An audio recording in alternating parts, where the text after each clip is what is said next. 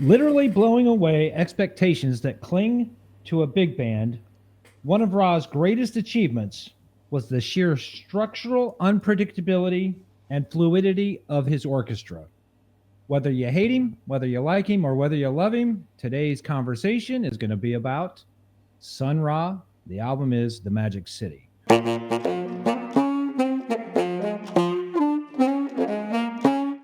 This week, we're talking about Sun Ra. The album is The Magic City. It was released on the Impulse label on LP and CD. It was recorded in 1973. Welcome back to the channel, everybody. I'm so glad we're here.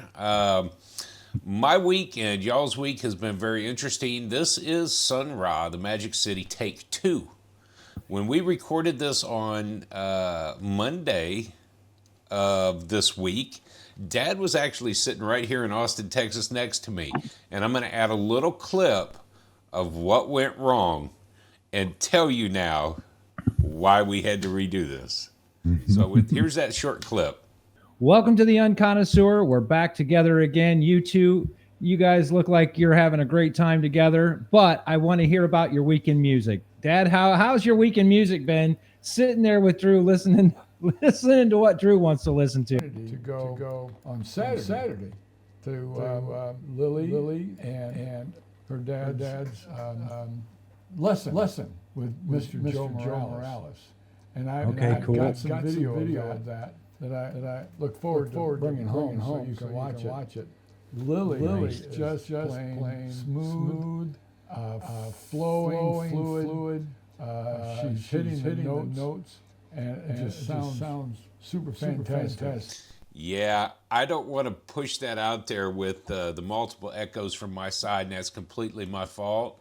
I had multiple things going on, and I wasn't paying attention to playback. So in podcasts, it's important to make sure your sound's good, make sure your video's good. And today, now on Saturday, the 15th of February, happy Valentine's Day late, I've checked it 3 times before we hit record. So this is the Magic City rerun by the Unconnoisseurs of Jazz. You know, there may be other information that we talk about that may be better information than the previous recording. Very well, may be. Yep. So my week in music, Dad had been here, and it was an exciting time. We did some video of he and Mom talking. Matt, I sent you some clips from 2 years ago when we were home at summer of them talking, and we'll put that into the video. You know, we watched together a short clip of Space is the Place by Sun Ra. We made it through about 25 minutes of it. Very interesting movie from the 1970s of Sun Ra, but I have on my notes the high five. So here's a long distance high five to you, Dad. Bam. And if you watch the Space is the Place, you'll understand what that does to a brother. We had a super great time this week when Dad was here, and it's been quiet in the house since Tuesday after y'all flew out. It was a little weird coming home Tuesday night to not having you here. It was back to work on Wednesday, and almost as if life was slightly back to norm. So, Dad, tell me about your week. It's interesting. I had breakfast with some guys this morning, young guys, younger than you all. And I told them I'm a little bit just slightly depressed because Austin, Texas, we had 80, 85, 90-degree temperatures, and now we've got 32 with, well, the rain is not freezing right now. But anyway, my week in music, obviously, your mom and I got to see you and Lily audition. And it was quite a joy to see you guys at the school going through an audition for the school talent show. That was pretty special. That's the big deal. Of course, then we got to see you and Lily at your lesson with Mr. Joe Morales. Joe Morales is one cool cat. He is really, really cool. Matt, I look forward to sometime you meeting him. You would really, really like him. Yeah, good. I can't wait to meet him. He's a cool cat.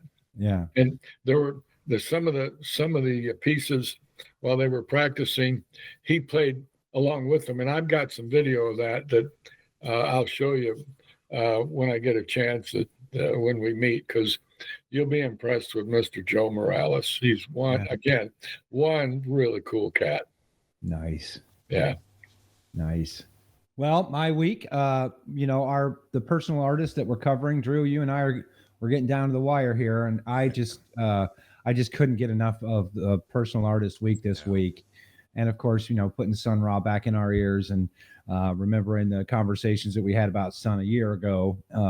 It's a good week for me. Yeah, it's definitely a good week of listening for me. So what do you say? You want to jump right into the slideshow? You want to play clips first? What do you want to hear? Let's jump off into Dad's audio clip selection.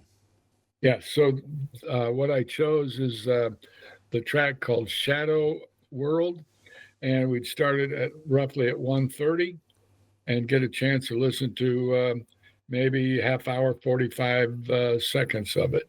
A half hour, did I say? I thought you were going to go with, a half hour or just the whole basically. CD. Yeah, what the whole CD is like, the whole piece is like 44 minutes, isn't it? The whole album is, yeah. Yeah, the whole album is, yeah. It's got 5 songs and... let's not listen to the 45 minutes. Let's just listen to 45 all right, seconds. Here we go. Shadow World starting at 1:30. I've got it prompted at 1:31.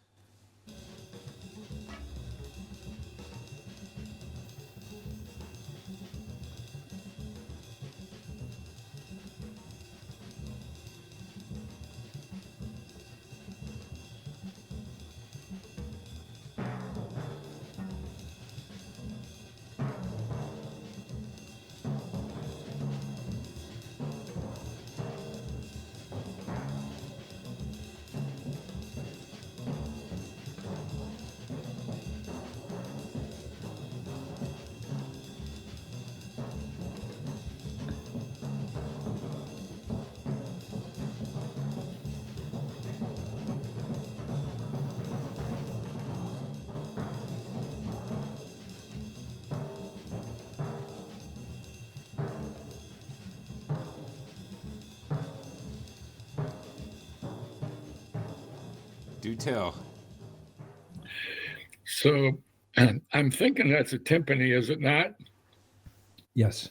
And so the player just hammering away, and it gives you a pretty good overview of what the whole album is about. It's almost like pandemonium has struck. Obviously, this is abstract to me. Abstract music, and it really, in a sense, gave my ears a rush, not necessarily in a good way. It was stressful to listen to, and honestly, the majority of the album for me is stressful. There's so much confusion and abstractness, and as I listen to the whole album, I have difficulty trying to identify what the instrument is that's playing, and then you put them all together, and it's like, that was a great clip that you picked, though. Kind of a milder section of the album, but it shows kind of that you're growing a little bit, maybe in your jazz listening, and can appreciate. Well, you can appreciate the whole album for what it is, and not just turn it off. Mm-hmm. But it was a great clip. I like that clip.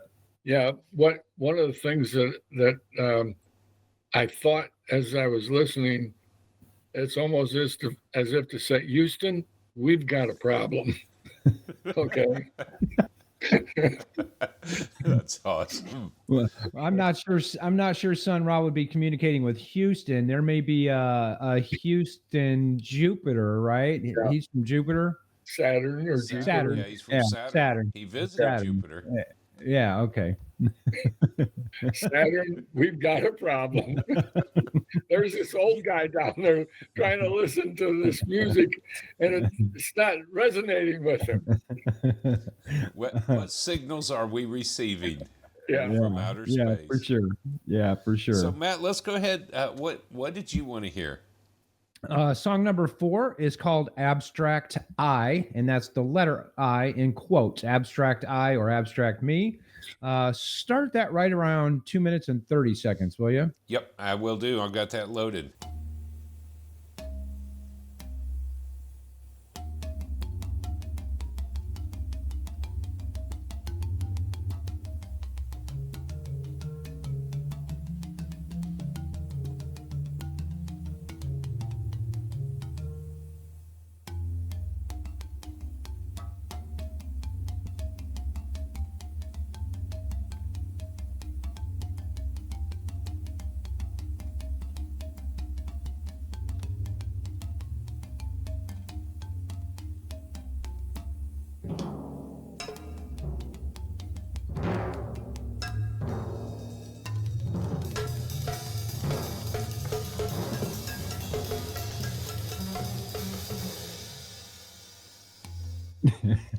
I'll keep it going, baby.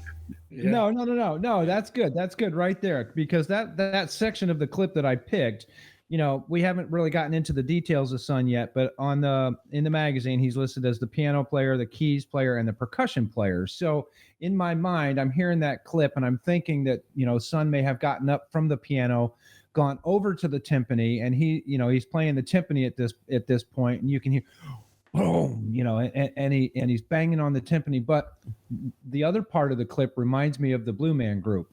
I can see them doing something skitty or something funny, banging on the tubes that they play. So that's why I picked that clip. It was interesting to me because he not only plays the piano, he plays percussion and keys as well. So the percussion part, it was what was interesting to me about that clip. It's interesting to me that both of y'all picked more of the drum style, or what he's known for is the Afrofuturism. Mm-hmm. And both of you love that timpani sound, the percussion sounds.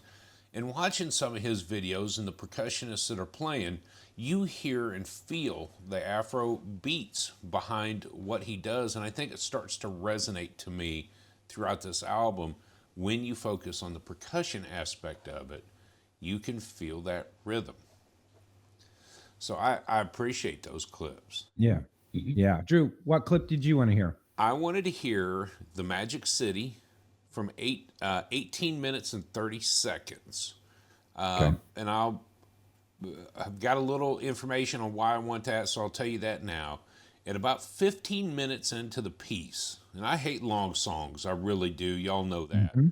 Yeah. But at about 15, it steps into a wild bit of power and exploration to me after a stretch of quiet and calm, much like the quiet and calms that we heard there. At the 16-minute mark, there's a strange power, and it transforms into this expression, an excitement, a wonder, moving rapidly. And then at 17, it kind of changes again and moves into this unknown feeling. Then at 19, they start to focus on a rhythmic ebb and flow together. So this section from 18 to 13, you see it go from this kind of wildness into a togetherness. And then at 1930, you hear the saxophone overblowing, and it pushes into Houston, we have liftoff, this kind of launch or explosion of things. So with that said, 1830, The Magic City.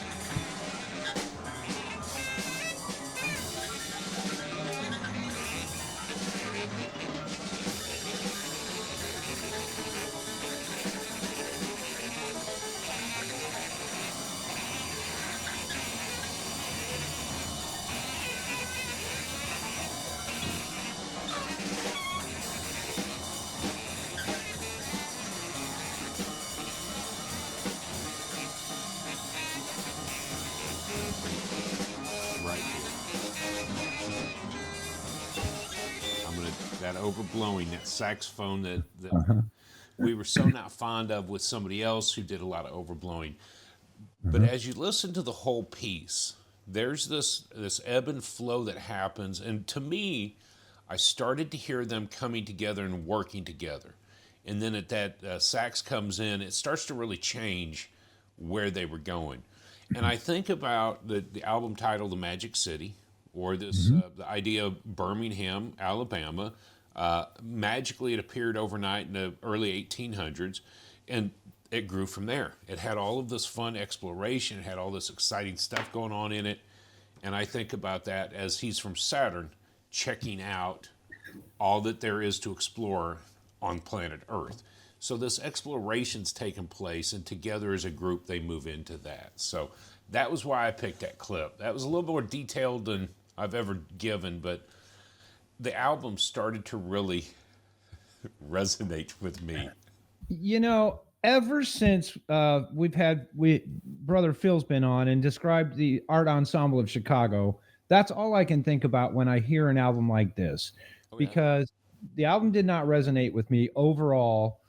But then when you put the spin on it, that maybe the show, if you could see it live in person, Sun and playing the Magic City, maybe it would give you a different perspective on just the music. Because when you're sitting in your living room listening to the Magic City, it's hard to visualize where they're at, what they're doing, what kind of costumes they're wearing. So I keep that in my mind as well. Like, hey, maybe this was great live. It didn't resonate with me overall, listening to it. But yes, when you look at the overall picture, the Magic City, and you can think about outer space floating down to Earth and chaos and yeah, I like it. Yeah. I like it. That was a good clip. And Drew, I like the way you interpret it as well. The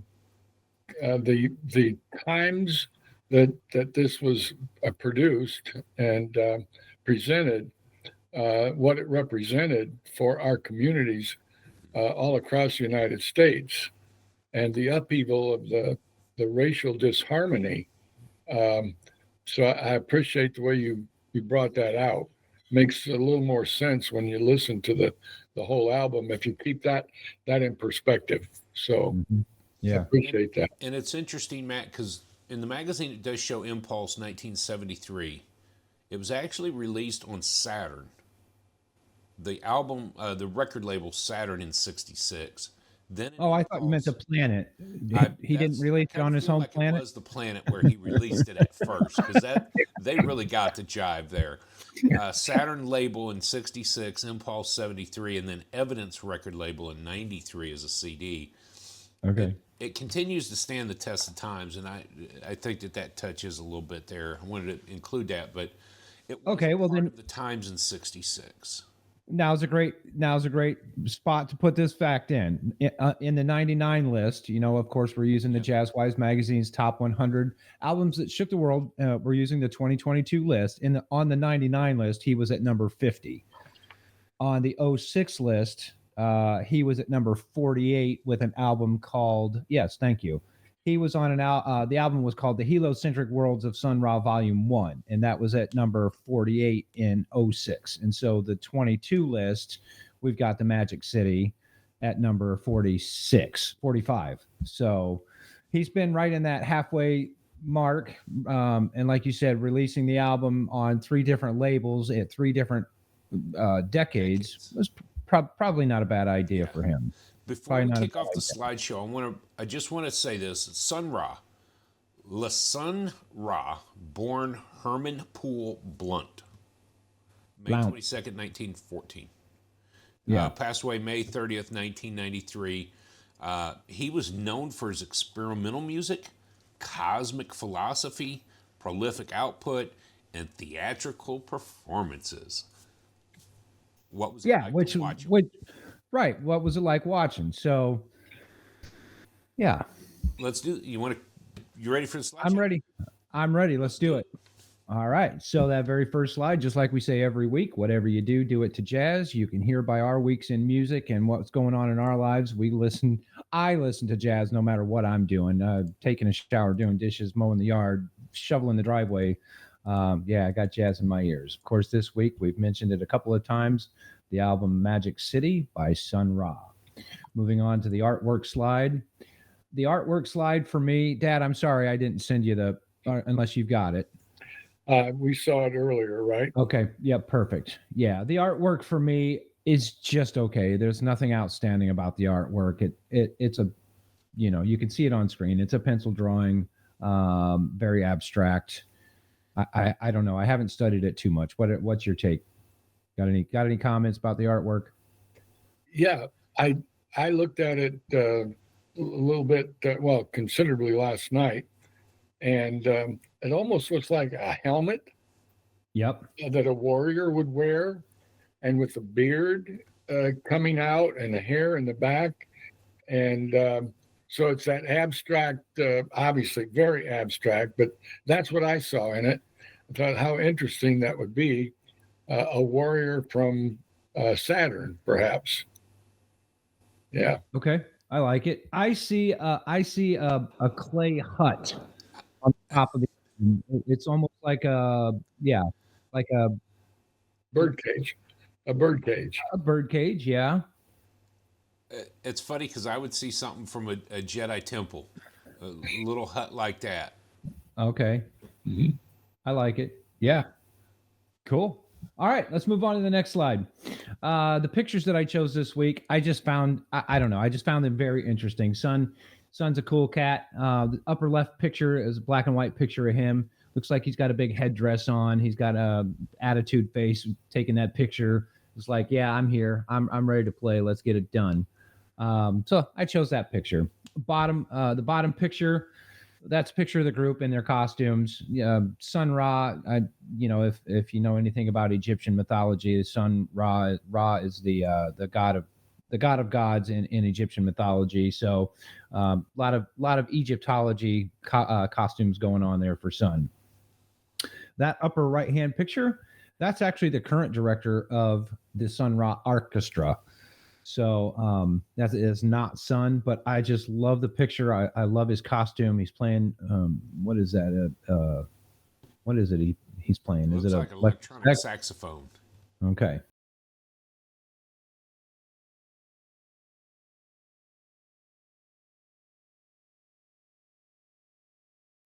So I failed to get the guy's name. We talked about him just a little bit on the other recording that we did, but you got his name?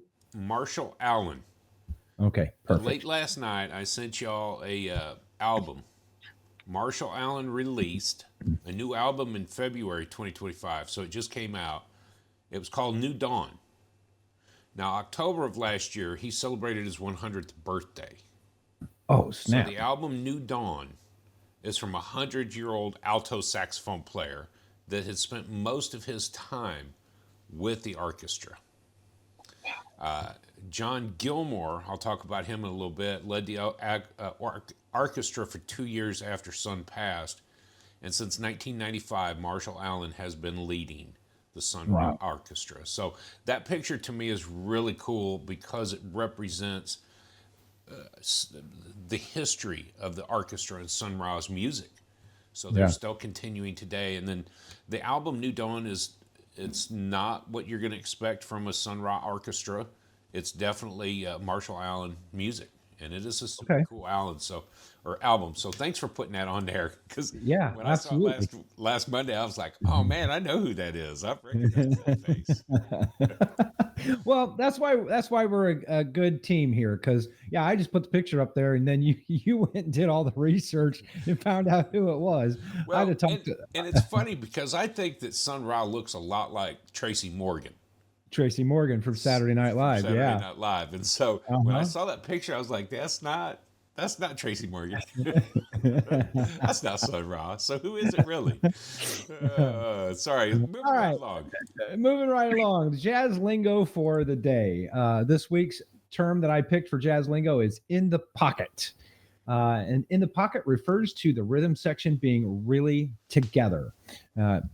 Those guys are really in the pocket tonight. And I'm sure that when you guys went to see the Texas Big Band, Republic of Texas Big Band, I'm sure that drum section, the rhythm section was in the pocket. They got to stay together. They got to be all together on the same on the same beat. So they're in the pocket swinging hard together.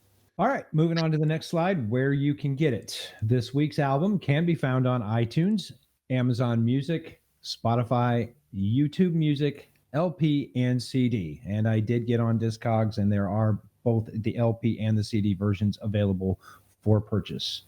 One quote I put on there from Sun: "The possible has been tried and failed. Now it's time to try the impossible." Matt, I love that quote. I really do. Yeah. What's Yeah. better than that? The possible has been done. We've tried it all. Yeah. What about the impossible? And I think that speaks to him being from Saturn. I do too, and it kind of gives you a perspective on Sun that he's got no boundaries. He can take things so far abstract that it almost comes around and full circles back and goes around the barn and smacks you in the face on the other side. Yeah, the fact that he came from Saturn to speak to us through music, Mm-hmm. I think that's a big piece of what we understand here with this album. Yeah, for sure. All right, let's move on to the information slide. We'll zip through this pretty quick. Of course, we're talking about Sun Ra, and as Drew said earlier, he was born in 1914 and passed away in 1993. That made him 79 years old. Some of the influences that I found for Sun were the Afrofuturism, like the term that Drew said already. Duke Ellington was actually a big influence. Fletcher Henderson and Coleman Hawkins, and he actually played with Coleman. Sun and Coleman played together in bands on and off for a couple of decades. So he played with Coleman Hawkins for quite a while.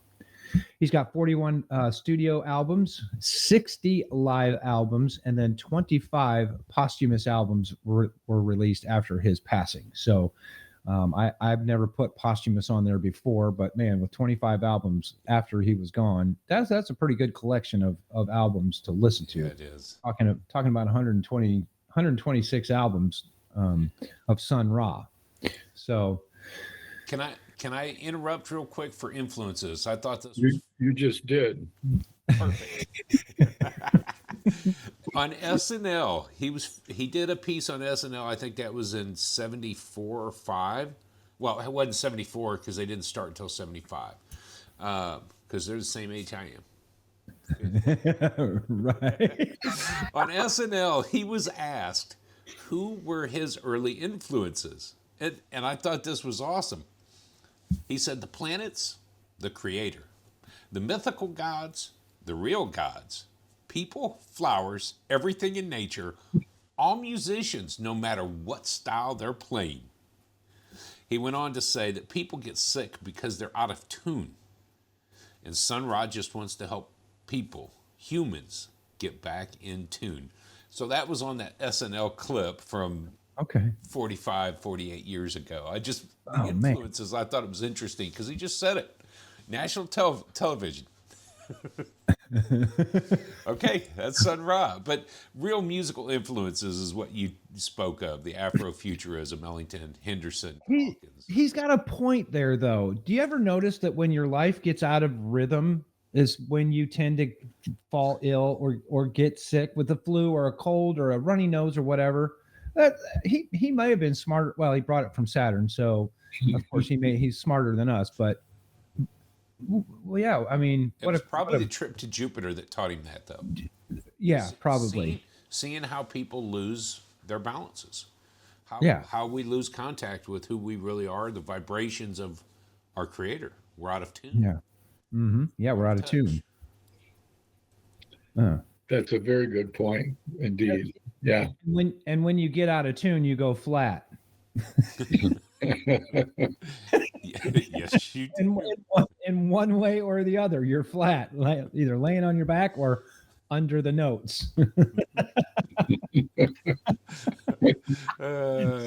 See, Sun Ra's a genius. I'm telling you. He's teaching us still today.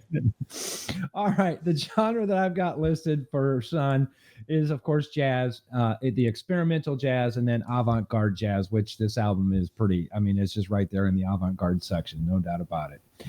Few facts about Sun Ra. He was a band leader, a composer, an arranger, an artist, and a poet. And that's all on the same line for a reason. I didn't want to bullet point all of those because we could spend 10 minutes just on those bullet points.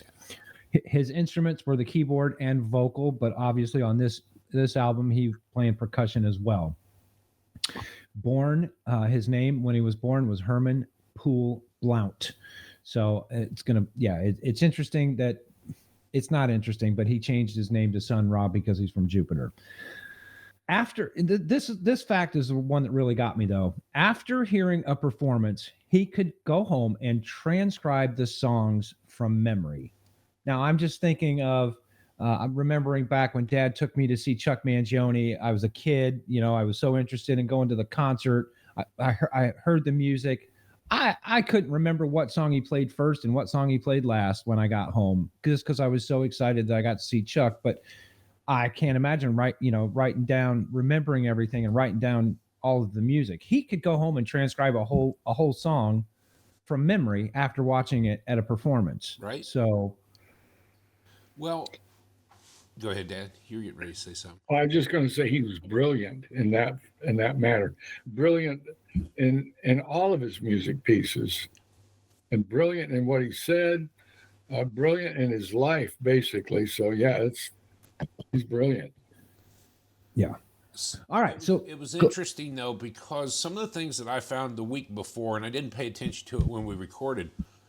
If you sit and listen to him play Duke Ellington's A Train, what he adds to the piece of music, it is that avant-garde reach, but the melody is clear throughout all of it. You know what he's playing. And when I started this week to dig into more of his music, Supersonic Jazz from '57, it's straight jazz. Where did that come from? Lanquidly was the album from '78. Wow. Matt, you had one, but some blues, but that not that kind of blues from '77. I listened to that last night. Yeah. He does a cover of My Favorite Things. Come on. And then he does Tenderly. And if you start to add so much, we hear John Baptiste do Beethoven into the blues. And he's adding blue notes. He's adding this flair. His flavor. He's adding his flavor. Yes. And Sun Ra has taken these songs and go, well, that's cool. That's basic. Let me reharmonize this stuff. And somebody quoted in a magazine, I read that late last night, he's like Monk in the brilliance of being able to harmonize, but he doubled what Monk could do in here. And so Sun, it doesn't surprise me. He's brilliant. He could hear it, play it, and then add his spin to it. Yeah, for sure.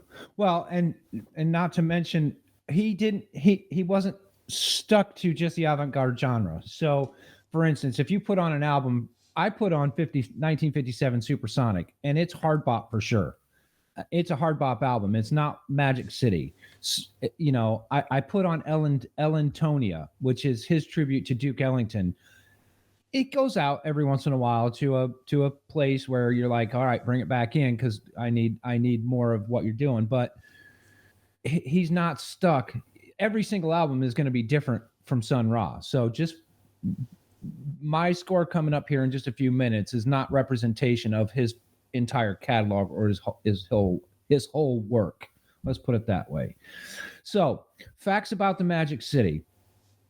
The facts about the Magic City that I put here were the new boundaries were crossed. He didn't mind crossing these boundaries. On our website, on our jazz style list, in the 70s is think about the 70s and the fusion jazz rock, and this album of course is from 73, so this is right in the heart of fusion jazz. You got Miles Davis, you got Chick Corea, you got Weather Report and John McLaughlin. But Sun is pushing the boundaries of jazz with this album. Not that there hasn't been avant-garde albums before, but he's even pushing it farther and farther.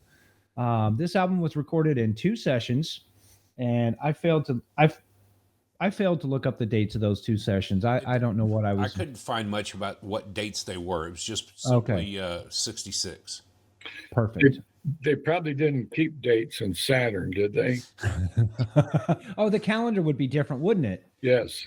Yeah, they'd probably have 898 days instead of 365 days. So, all right. The Magic City is a reference to Sun Ra's hometown of Birmingham, Alabama. So that's just a reference. Now, I did read that after his auntie passed away, that he left Birmingham and never went back. Even though he was born and raised there, once his family was gone, he didn't want anything to do with the Magic City of Birmingham. So he left Birmingham. This album is considered space jazz. Let's just put it that way. I just, on the wiki page in the magazine, I think they referenced the space jazz, so I put that on there about the album. The Penguin Guide of Jazz, the Penguin's Guide to Jazz includes this album as one of its core collection albums that you must have. So, the Penguin Guide to Jazz covers every single artist, every genre, everything. And if Penguin Guide tells you that this is part of the core collection, it must be something special. Gonna be something. So the Penguin Guide tell me, is that accessible, and how do you access? Just go online and say, I want to follow the Penguin Guide. Well, I'm thinking of it as like an encyclopedia of jazz. So the Penguin Guide would be an encyclopedia. So it would be growing every year with the new artists and the new genres and everything that are coming out. But yes, that's a very good question. Now I downloaded mine. I'll put a link to a website down in the description below to the Penguin Guide to Jazz. Note to self, Drew, put that in there. But what it'll do, and I'll probably put it up on the screen so you can see just the Penguin Guide. I think there are multiple years, and it is like Encyclopedia Britannica. There are multiple years, multiple decades, and multiple iterations. So which one you pick up, but you can find Penguin Guide to Jazz. Yeah, and I think their core collection revolves right around 1,000 different albums that everybody ought to know and have. Right. Roughly. Well, roughly. I mean, we're doing 100 here with our list. Man, I can't imagine doing the Penguin Guide to Jazz core collection list. That'd keep us going for Saturn years. For Saturn years. And that's kind of what hit me this week with Sun Ra, listening to all his different music. Seeing that this particular album was credited to the Solar Arkestra, and many other albums are credited to different people. A lot of people revolved in and out. A lot of people left to do different things. A lot of people came back to the orchestra. How many hundreds of thousands of hours is there of brilliant jazz from every one of the players in and out of this album? And how many hundreds of thousands of albums are there to just sit back and enjoy? You're never in a musical rut when listening to jazz music. Oh, no. No way. Well, and we didn't talk about this on our previous recording, but I want to put this in right now before we move on. The Sun had 3 different phases of his music, and it talks about it pretty clearly on the wiki page, but I'm just going to highlight it right here. He had the Chicago phase in the 1950s. So his jazz in the 50s was Chicago style bop jazz. He moved to New York from 61 to 68. They consider that the New York phase of his jazz career. So his music style is a little different, plays with different artists, of course, and just carries his style in and to new style. And then in 68 until 93, that is considered his Philadelphia phase. So we're getting the Magic City in his New York phase, but kind of between the New York phase and the Philadelphia phase. He's kind of moving in between those two phases. So we didn't talk about that last time. I just wanted to interject at this time, the 3 phases of his music, and they talk about it pretty clearly. So, all right, let's finish the information slide with the 6 degrees. So I've got Sun Ra. He played with Coleman Hawkins. Hawkins, of course, played with Dizzy Gillespie, and Gillespie and Miles together. So I got 1, 2, 3, 4. And you're laughing because you've got a list. You've got a list of people. Dad, did you have any connections there? Did you look? No. And I appreciated I feel kind of like I'm gonna have to make a confession. I feel like I enjoyed the extra few days of getting to know Sun Ra a little bit more. I did not screw this up intentionally, but I did appreciate it. We always look for the big names, and something that hit me looking for 6 degrees this week. I've seen the name before, and I didn't know why. I've seen it over and over and over again, and the name is John Gilmore. He played with Sun Ra on this album. He played with he played with Sun Ra for many years.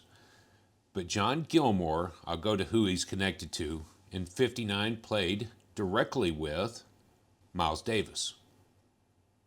So Oh, I've got son, John John. Davis. He also Okay. played with Freddie Hubbard, B.B. King.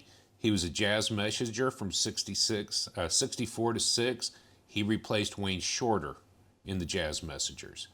Holy crap. He influenced John Coltrane, who ended up taking lessons from John Gilmore. John Gilmore is a name that should stand out from here on out as one of the great saxophone players, period. He was 5 years older than Coltrane and gave Coltrane lessons, which led into a lot of things, and there was some conversation on that. I was blown away realizing that I had seen John Gilmore's name before, and we will start to recognize it into the future. But it's like Chuck Mangione, when you realize he played with Jazz Messengers, and we know if you've come out of that school, you are a jazz musician. And he took over for Wayne Shorter Yeah. in Jazz Messengers for the 2 years. So Do you remember which album that he played with on Miles? You said it was a it was 59 album? And I didn't, when I looked It on, wasn't kind of blue. no, when I looked on the collab, he doesn't show John Gilmore on there, on Miles Davis's collaborators website. So I was going to dig into that. I never got into that, but you'll see his name pop up on the Freddie Hubbard albums, and of course to play with B.B. King as well. He's got a host of who's who of who he's played with. So yeah, I'll find that. It may have been just touring live, 59 with Miles, but Wow.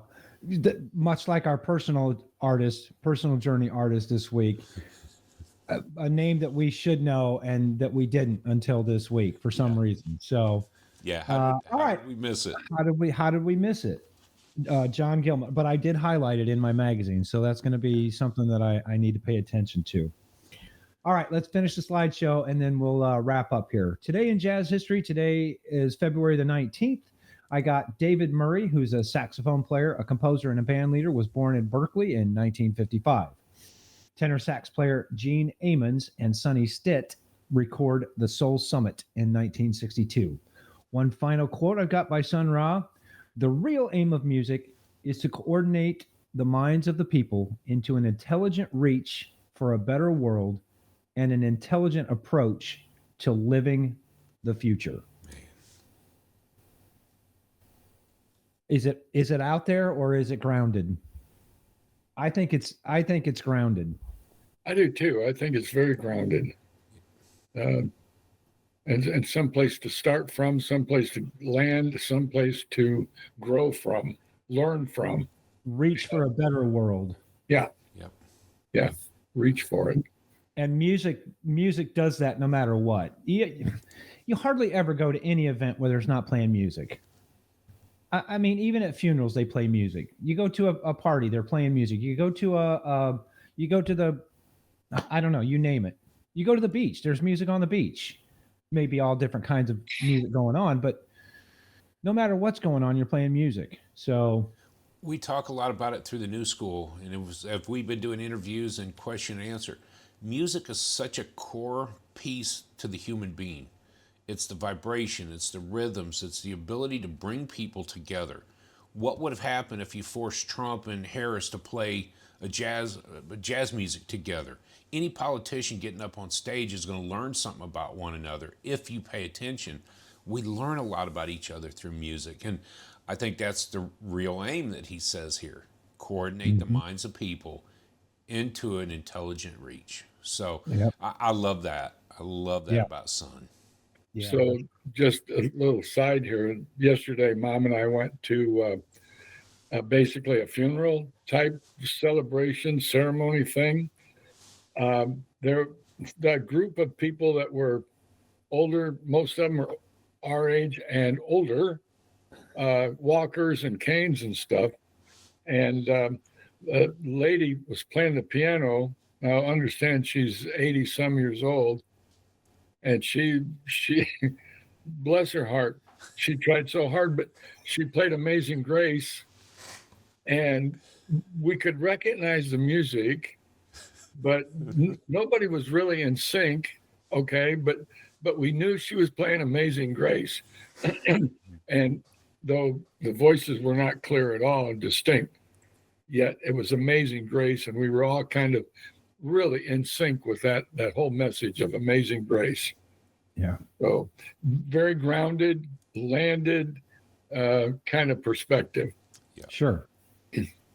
But again, no matter what, almost every single event that you go to, there's some kind of music playing. That's what I'm saying. And that's what kind of Son is saying. You know, music is a better, music gives the world a better intelligence.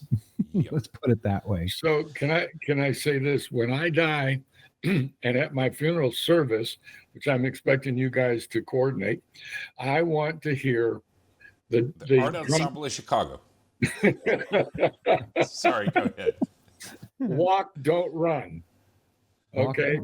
Do you know that? Do you remember that piece? What a drum piece that is. Oh man, it's amazing. So okay, you got that written down?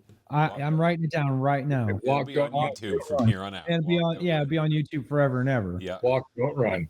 Well, and Drew, you know what I want to hear at mine. Sputnik by Maria Schneider. I've got it loaded. That's as I descend into the ground. Yep. It came on the radio the other day, and I got to tell you, I was so frustrated because I was during work time and I was getting a phone call, and I almost ignored my phone call just to listen to Sputnik. Yeah, but I didn't. So, all right, let's rate the album. I did have a slide for 73, but I know, Matt, we're running short on time, so I want to. Okay, all right. Do you need to? I'm ready. I'm ready to rate. Go for it. Okay, perfect. So then I'm going to read this slide. I've got 1973 in jazz history today. This is just a small group of jazz albums released.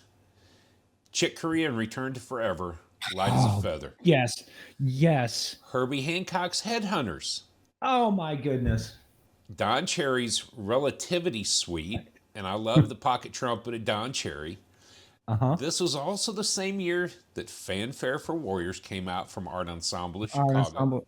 Oh boy. Weather Report, Sweet Nighter, and then I have listed Keith Jarrett's solo concerts from Berman and Louis Sand.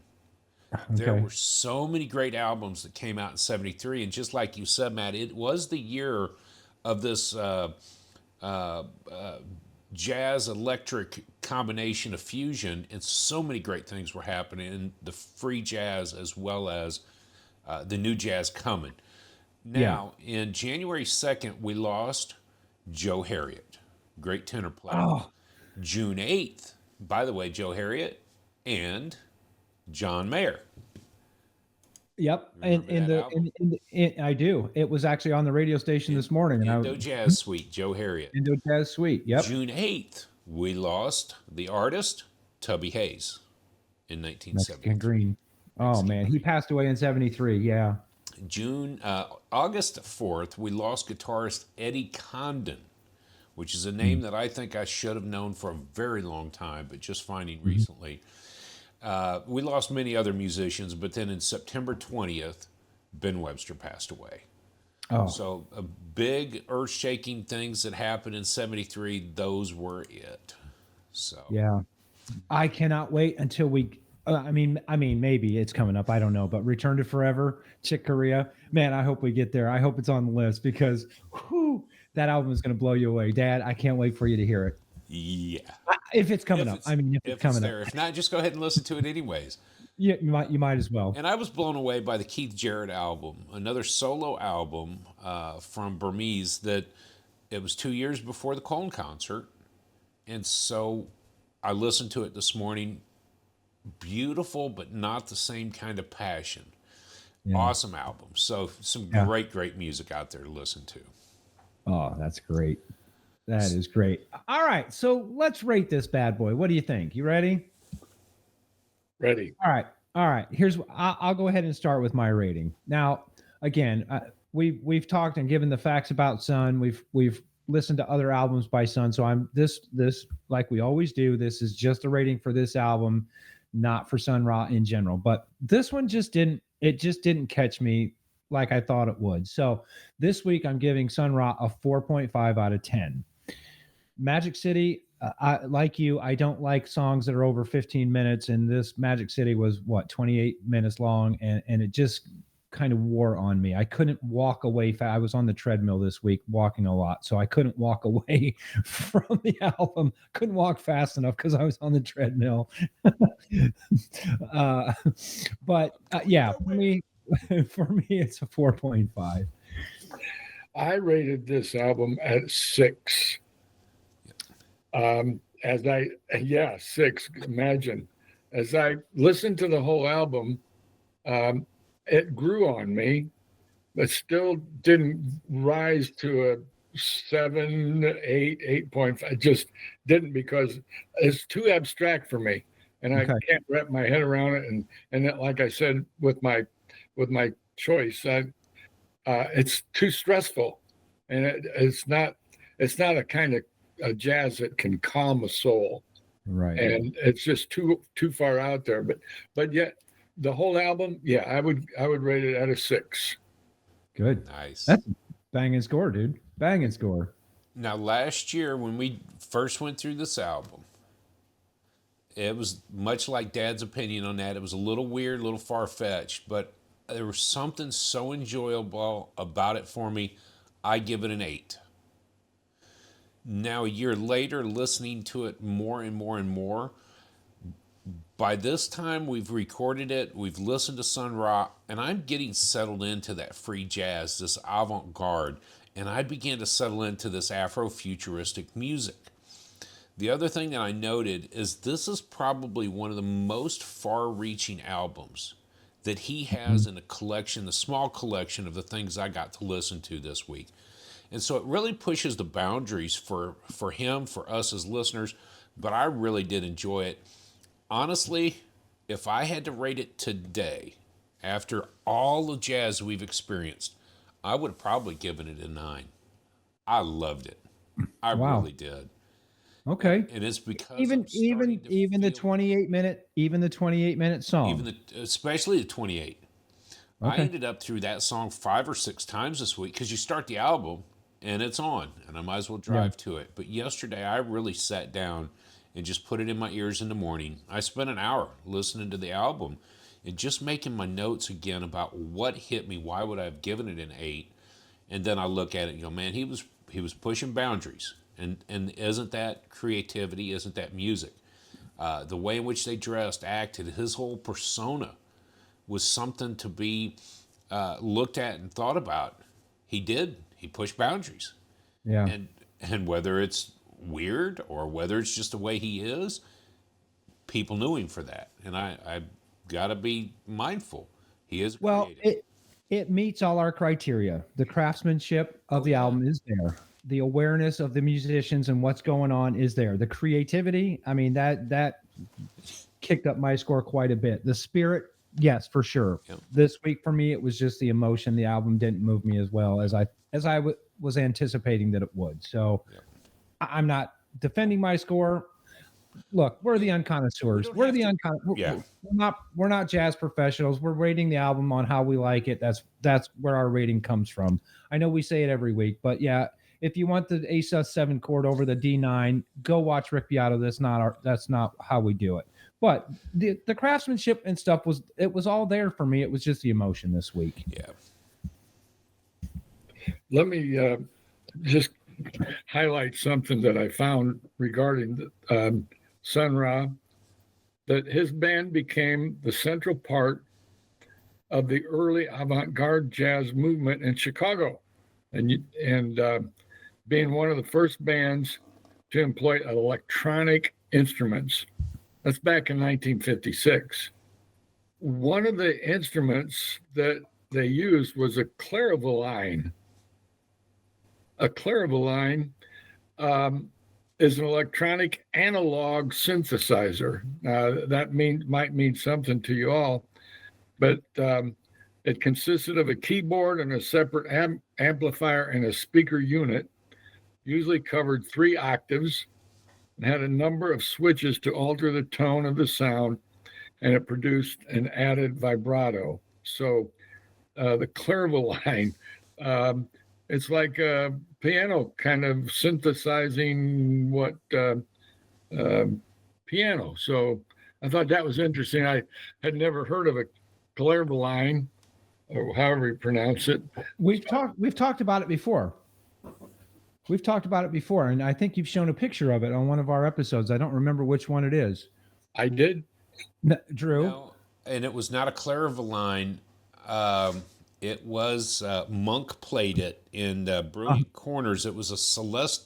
Oh, yeah, Celeste. you're right. The clairvoyant, I just looked it up. It is really one of the most, I don't know.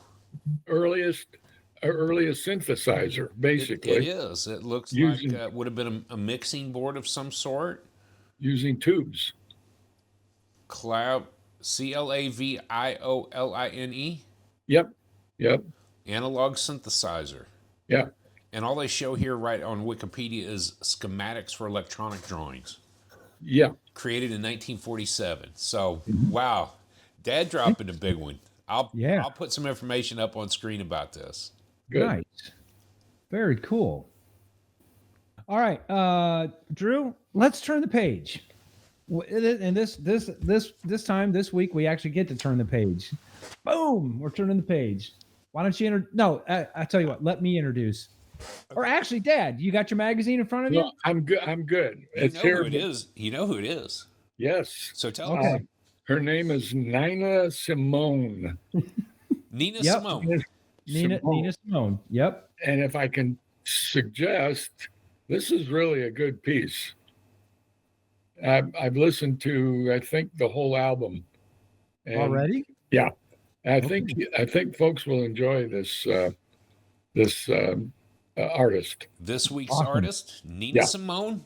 And this is Nina Simone in concert. It was released on the Phillips album, LP, and CD.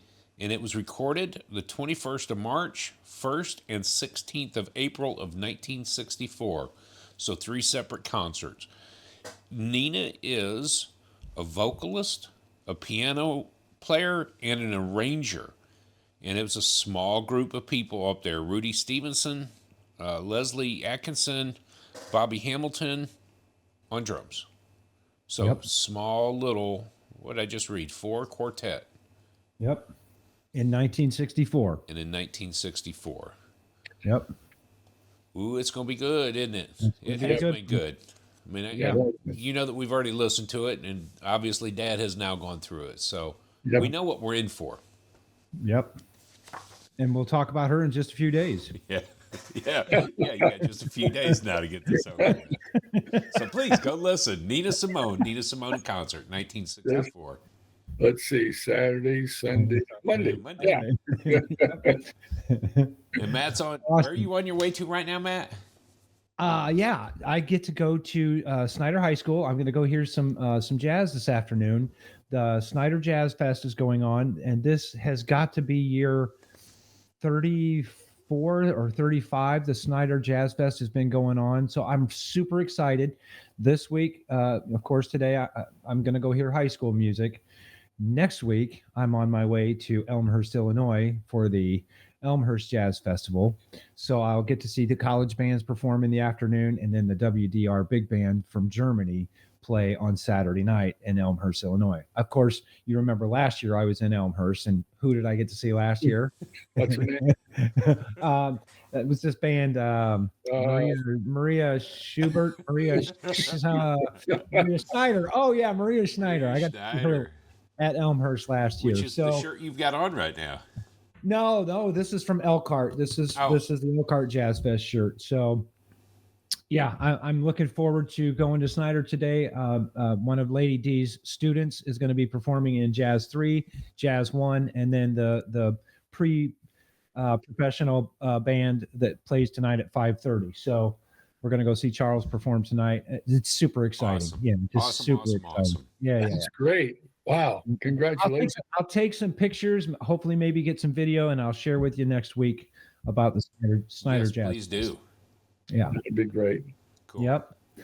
Okay. Hey, why don't you tell them where they can find us? Every week, we're going to tell you that you can find us on the website, theunconnoisseur.com.